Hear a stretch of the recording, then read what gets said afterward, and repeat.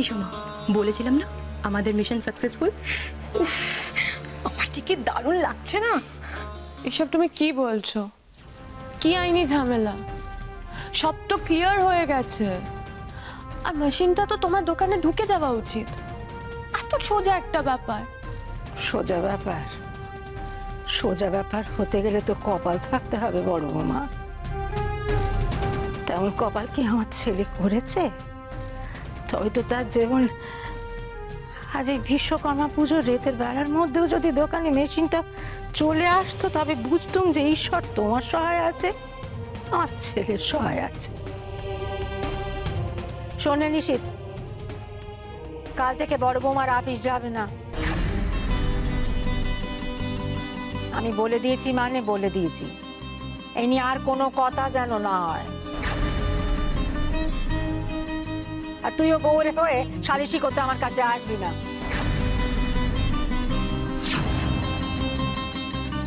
তুই উকিলের সাথে কথা বলে দেখ মেশিন কেন আসেনি।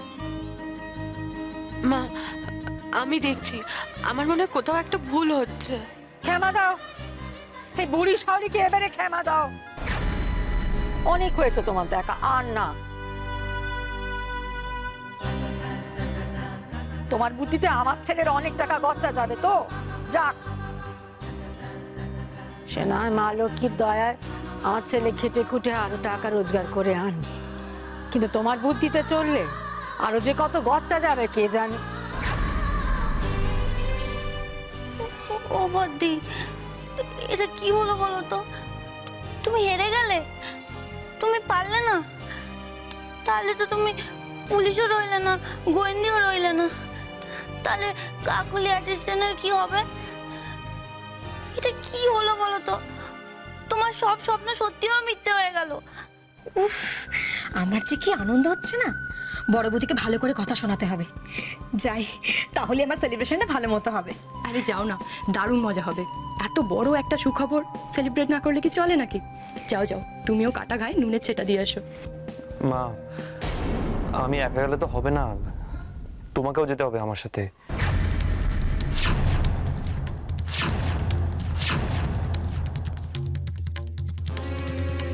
আতা এক্ষুনি, নাহলে মেশিনটা দোকানে ঢোকানো যাবে না। কেন আমাকে যেতে হবে কেন? নাকি আরো কোনো বড় কেলেঙ্কারি আছে এর মধ্যে?